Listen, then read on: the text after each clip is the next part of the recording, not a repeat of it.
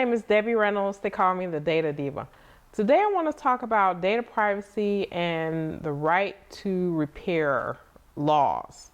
So what we're seeing in not only in the US but other countries, definitely in the EU, we're seeing right to repair type of legislation creeping up in different jurisdictions. So right to repair really is I think it's definitely a sort of competition issue that or antitrust issue that organizations or companies or jurisdictions are looking at, but also I think it can have data privacy implications. So, for example, there are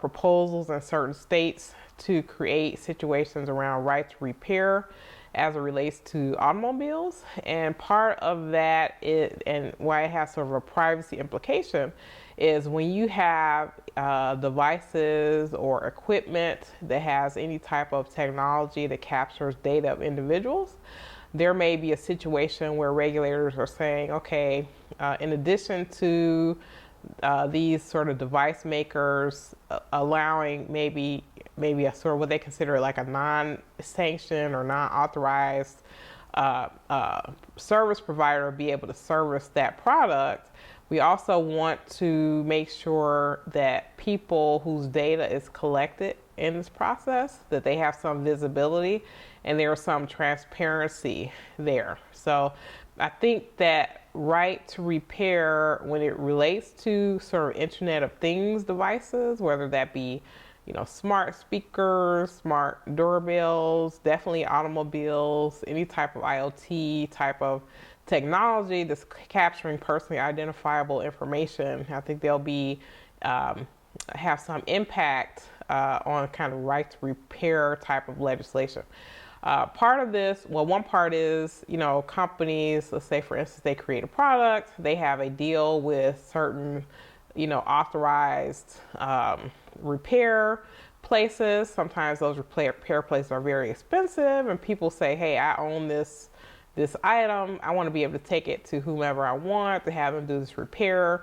But because of kind of the technological capabilities of some of these things, that knowledge isn't readily available unless kind of the maker of the product makes it more available. So what they're trying to do in the US and in Europe, try to break up the situation where companies, what they consider like gatekeeper companies, are trying to tell people that they can't go to other people, like unauthorized people, to be able to repair things. But as those devices and that information is being captured, you have to separate the sort of diagnostic part of the product from the personally identifiable information part. So if there's data of individuals being collected, I think it's going to be a hard situation for companies to be able to argue that people don't have the right to see the data that's being collected about them.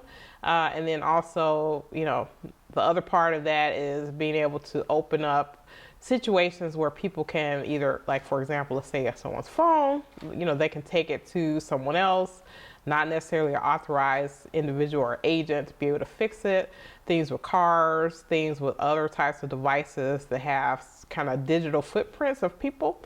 The idea is to be able to give individuals access and transparency into how their data is handled.